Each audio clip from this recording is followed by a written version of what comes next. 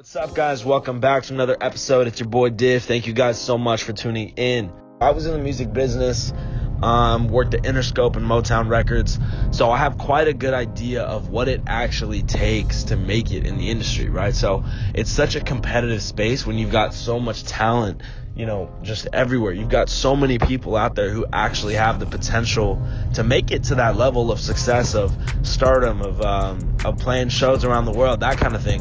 But it's like, why is it that only a select 100 or 200 are the ones that are touring the world, playing shows at these large cap venues, right? So when you look at it from a label perspective, right? So what does it take to get to that point of mass distribution, right? So how do you get in front of millions and millions of people? How do you sell them merchandise? How do you coordinate all the tours and all this stuff?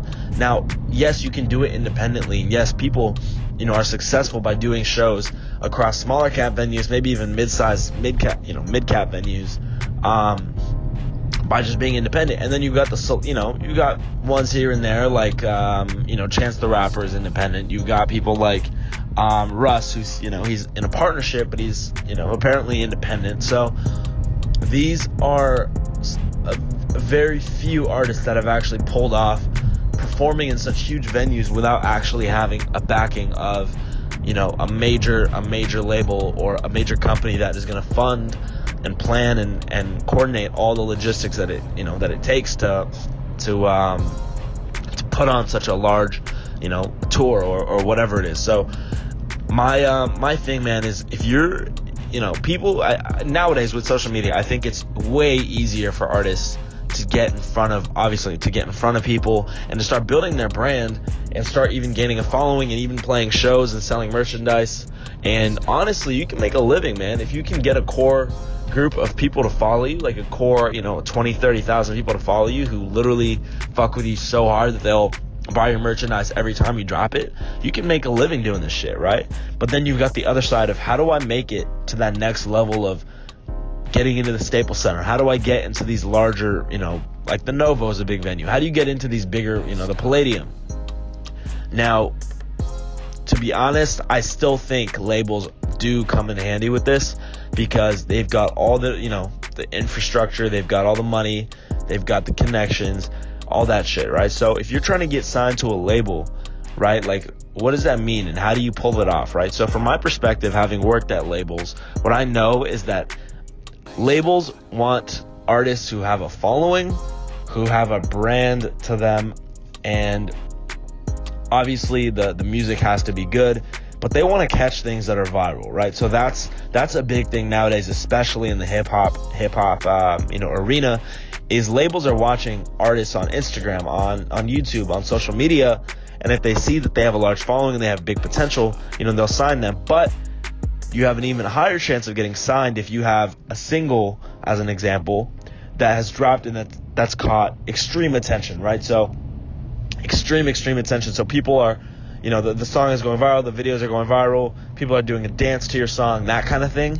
You are going to get attention from the label without a doubt, right? So you've got a good example of this, and I can give you a few, is an artist by the name of Blueface. You guys all probably know. He came up with a song called Tatiana, and he has a little dance to it. And it's catchy. It's got this like Compton, like YG vibe. And I think YG was even on the remix. So, and then, he got signed immediately, I believe, after he dropped that song.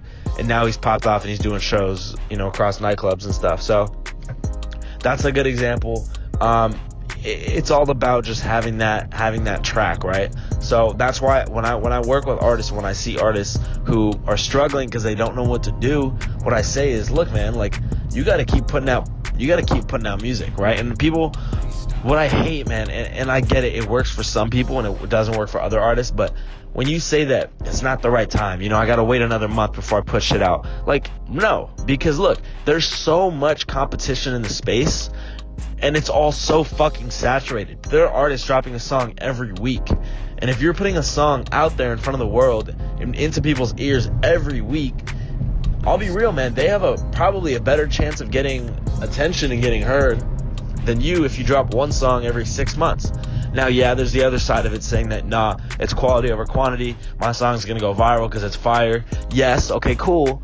but I can guarantee that you have a better chance of catching fire or catching a wave or whatever the fuck you want to say it if you actually just drop music consistently, right? I mean, what is there out there that you can do not consistently that is going to make you successful, right? If you want to go to the gym, you have to be consistent, right?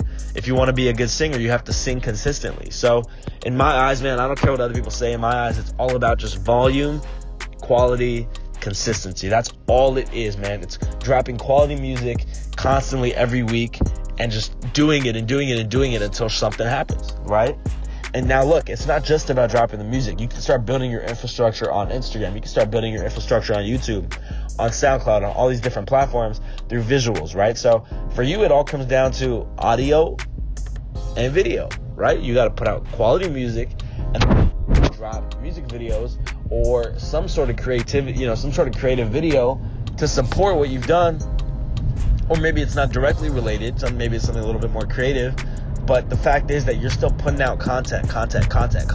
And that's what is going to get you heard by the labels, because they want artists who have a following and who have a fan base already sort of building, and they want artists who have quality songs or a song that is that has viral potential or that has already caught the internet in terms of it's starting to trend upwards. So those are just my 2 cents on labels and how to get signed.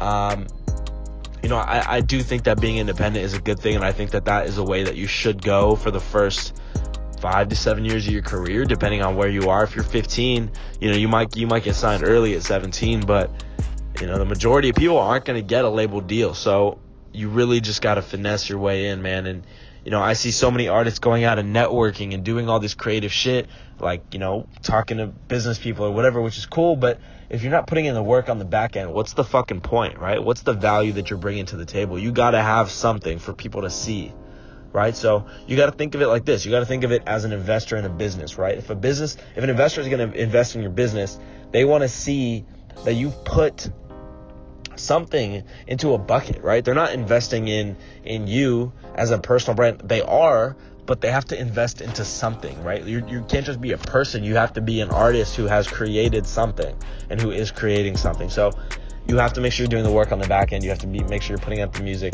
putting out the videos, trying to do the little, the smaller tours, garnering fans, selling, merchandise online. You want to give labels the idea and the proof that you are worthy of being signed, right? So, look, man, that's all I got to say on this one. Again, it's your boy Div. Thank you guys so much for tuning in. If you have any questions about the music business or, what it's like to kind of having been, been involved with that, I'm always down to answer questions. You guys can follow me on Instagram at LordDiv. Shoot me an email. I'll put all my information down below. And I'll catch you guys in the next video. Peace.